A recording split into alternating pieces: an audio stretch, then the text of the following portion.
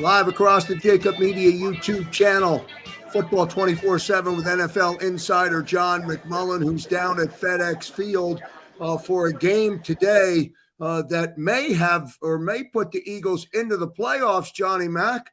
Could we conceivably be resting our starters against the Dallas Cowboys? We'll see how it all plays out today in Washington.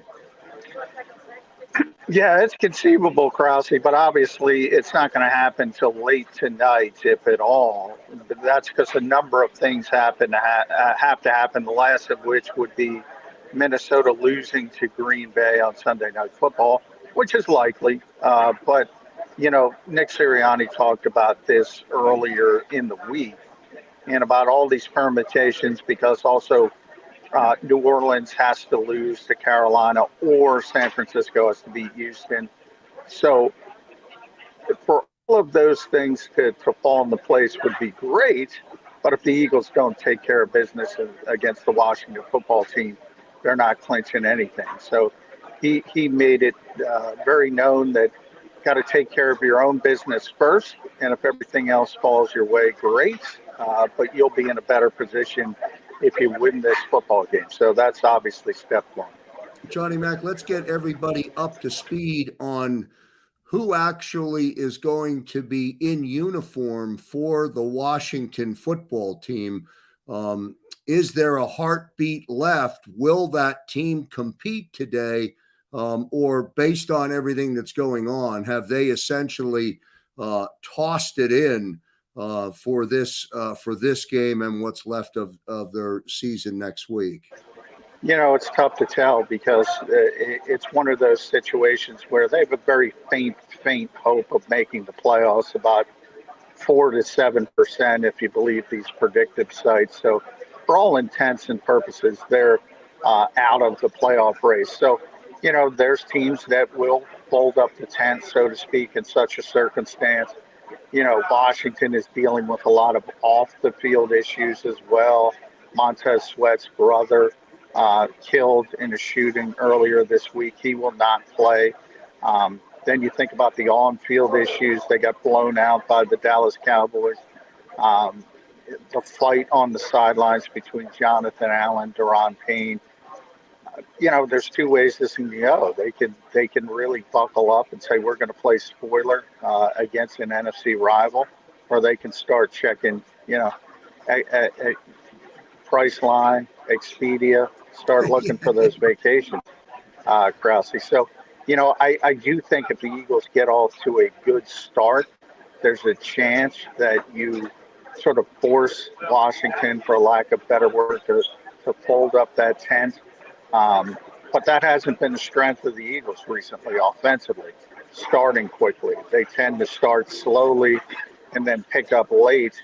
I think they might want to really focus on trying to get up early against this team. And if they do, I think there's a good chance they'll say, all right, let's pack it in. Let's get out of here. And the Eagles get an easy victory. If not, you know, there's still some talent on this team. And people who are thinking about where they were 12 days ago against the Eagles, you know, that was Garrett Gilbert. And while Taylor Heineke or even Kyle Allen aren't Joe Theismann or Mark Rippon or some of those good Washington quarterbacks of old, they're a heck of a lot better than Garrett Gilbert. So from that standpoint, it should be a more competitive game. Johnny Mac live down at FedEx Field. Of course, John will be back with us at halftime, and then you'll see him live on the postgame show with Derek Gunn, Mark Farzetta, and Devin Caney. Johnny Mac, it's hard to imagine that anyone on this team, meaning the Philadelphia Eagles, would come out flat after the Jason Kelce motivational speech bounced around Twitter yesterday or the day before. Pretty good stuff from Kelce. I'm wondering if the team feels the same. Well, you know, Nick talked about that as well. He said about 12 games, so about 3/4 of the way through the season, he got the feel that, you know, players maybe start hearing the same thing over and over again from the same voice over and over again, needed a little bit of a change up. and he went with some of the captains, some of the veterans of the team, and had them talk to the whole group on Saturdays. Jason Kelce's been one of them, obviously. So I think it's a good idea because I do think, the same words coming from the same voice over and over again tends to turn into white noise. So I think it's another good example of Nick Sirianni pushing and pressing the right buttons, and he's done a solid job as a rookie head coach. And he learned that from Frank Reich, he said, who learned it from Doug Peterson. So, you take some of the good from where you've been, and I think it's a positive. But the NFL's a week-to-week league, and we've seen. I always go back to that Detroit-Arizona game. At the time, Detroit had the worst record in football. Arizona had the best record in football, and they didn't beat them. They blew them out. So, I mean, everybody in the NFL has good players, and it's great motivational stuff, but got to feel. Inactives are out for the game, Johnny Mack. We know about Miles Sanders. Jordan Howard, is he going to play? Who's going to carry the load offensively on the ground for Philadelphia? Yeah, Jordan Howard's going to give it a go, and we'll see how healthy he is with that stinger. He was wearing larger shoulder pads earlier in this week at practice to help him a little bit.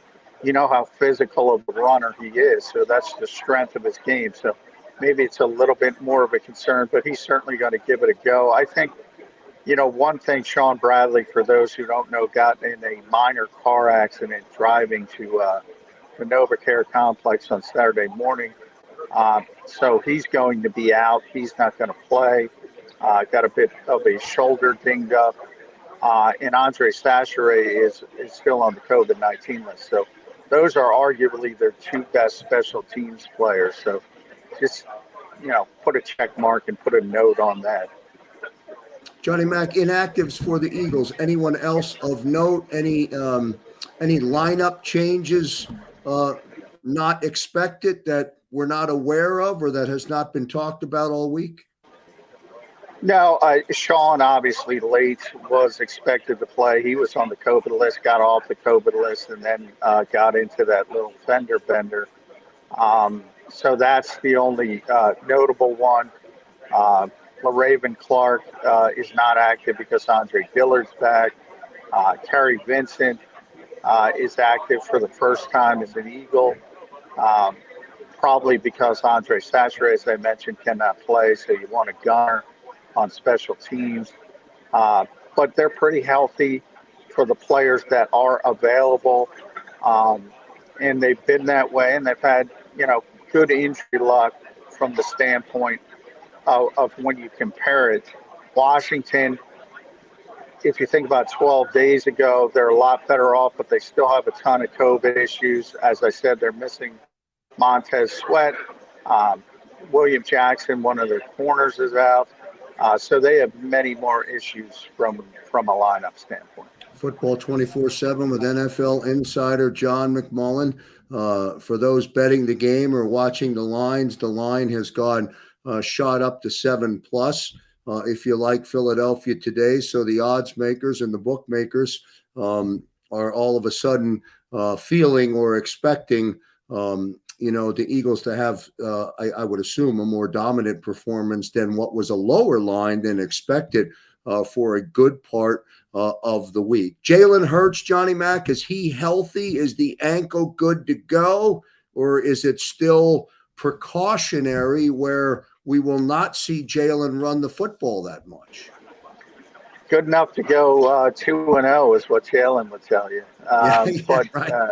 Look, they don't want to talk about it. They don't want to alert people to it, but they were definitely curbing back his impact on the running game last week. And they were able to handle it with ease. Obviously, Jake Fromm playing quarterback. So it's something you have to watch because, the Giants figured that out pretty early in the game that Jalen wasn't going to run the football. And they did a good job. for the first half until they kind of crumbled. Very similar situation to what I talked about with Washington.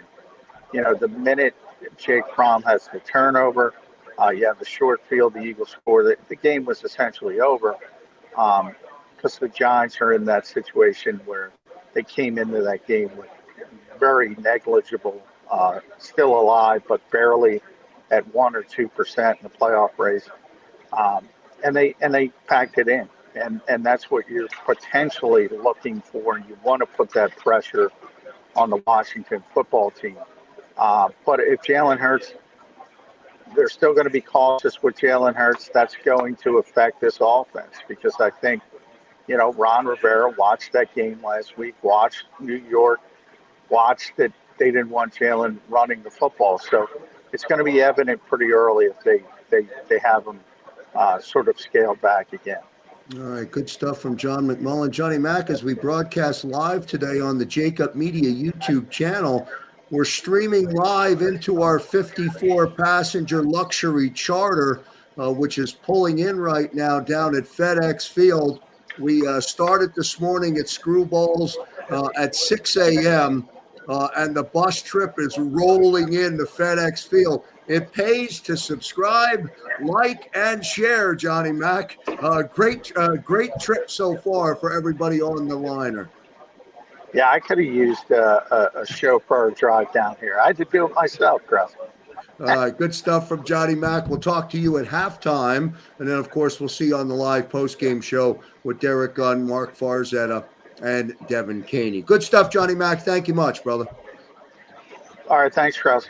All right, good stuff from John McMullen joining us from live down at FedEx Field. Again, as soon as the game concludes here on the JAKIB Media YouTube channel, it's the live post-game show.